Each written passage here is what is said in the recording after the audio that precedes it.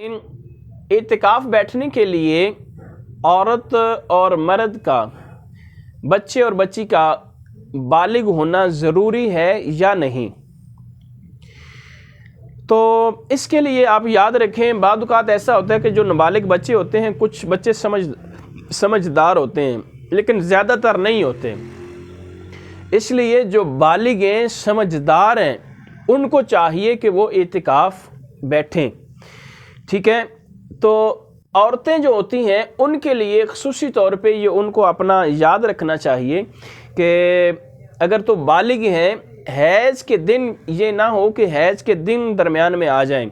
اگر حیض کے دن درمیان میں آ جائیں گے، جس دن حیض آئے گا اس دن اس کا روزہ بھی نہیں ہوگا، روزہ بھی ٹوٹ جائے گا، اور روزہ ٹوٹے گا تو پھر اعتکاف بھی ٹوٹ جائے گا، چونکہ روزے کے ساتھ ہی اعتکاف ہوتا ہے، اس کے بعد اس کو قضا کرنی پڑے گی۔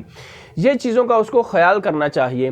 تو جو نابالغ چھوٹے بچے ہوتے ہیں وہ بھی بیٹھ سکتے ہیں، لیکن ان کے ساتھ کوئی بیٹھنے والا کوئی اچھا بندہ بھی ہو بڑی عمر کا، جو ان کو سمجھا کر رکھے۔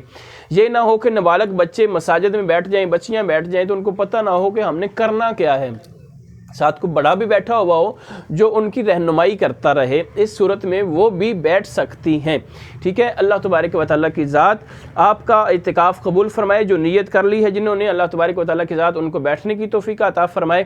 بہت شکریہ۔ السلام علیکم ورحمۃ اللہ وبرکاتہ۔